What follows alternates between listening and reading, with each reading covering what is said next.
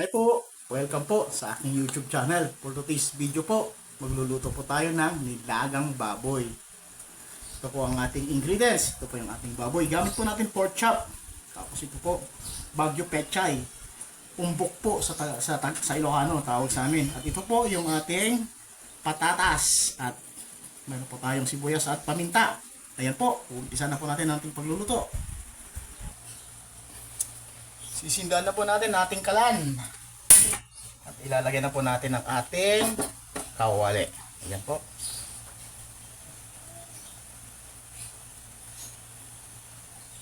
Ayan. Ilalagay na po natin dito yung sibuyas tapos yung paminta. Yung baboy po, pakukulan muna natin yung ating sabaw.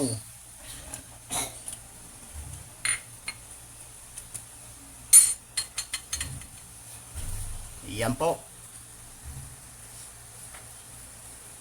Ayan po, malapit na pong kumulo. Yung ibang nagluluto po, naglalagay po ng luya. Pero ako ngayon, hindi po ako naglagay ng luya. Pwede din po yon. At saka po, maglalagay po pala tayo ng asin at betchin dito. Nakalimutan natin sa kanina sa ating intro. Ayan. Malapit na po kumulo. Pakuluan lang natin na maayos.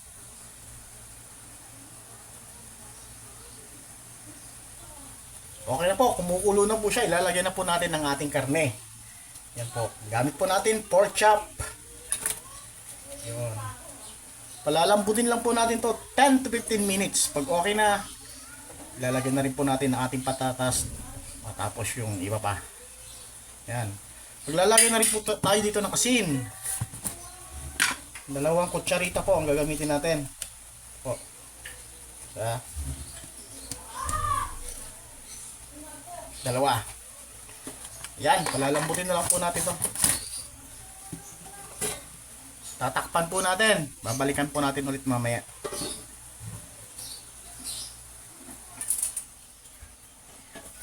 Ayan po. Kulong-kulo na po ang ating baboy. Magaling. Papahinaan po natin ang ating apoy kasi kumukulo na para makatipid kahit paano sa gasol. At least kumukulo na siya. Tuloy-tuloy lang po ang pagkulo niya. Ayan. Okay po. At tatakpan po ulit natin siya. Po. Po. Okay.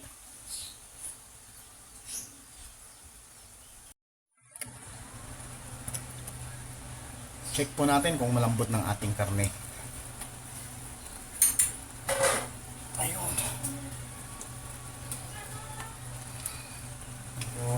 Medyo malambot na po. Pwede na po natin ilagay yung patatas. Ayun. Ilalagay ko na po ang ating patatas.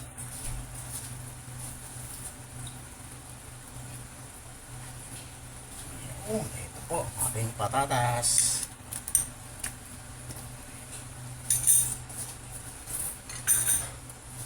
Ayan.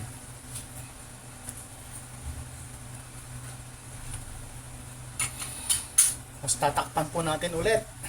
Ayan po. Okay.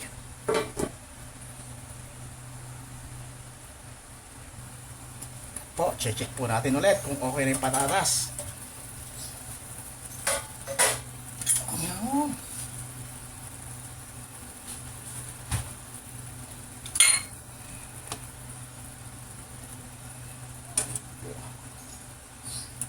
Medyo matigas pa yung ating patatas. Yung baboy natin, medyo okay na. Sakto yan. Pag malambot yung patatas, malambot na rin yung baboy.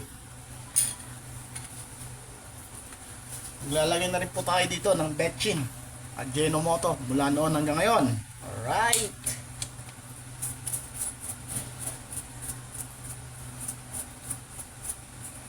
Okay. Tatakpan po ulit natin.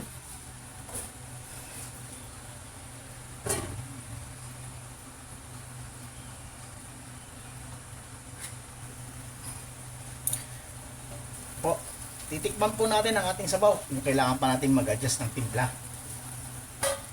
Kasi malambot na po ang ating patatas at ang ating karne ng baboy.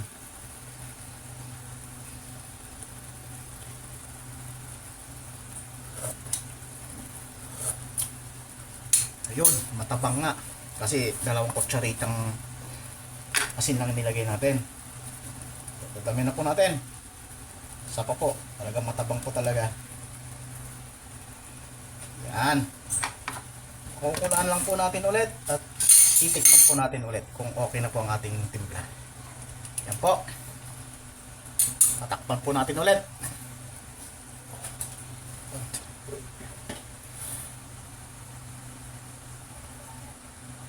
Yan po, titikman po natin ulit kasi naglagay tayo ng asin. Adjust tayo. Pag okay na po yung timpla, ilalagay na po natin yung umbok. Yung pechay bagyo. Umbok po ha, hindi tambok. Umbok. Sa salitang Ilocano po. Tawag po namin yun doon.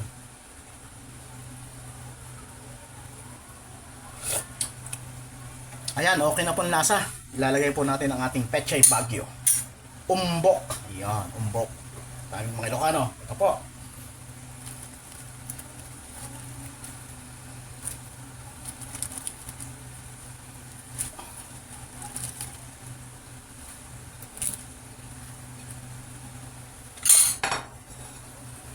Ilulubog-lubog ko lang po ito.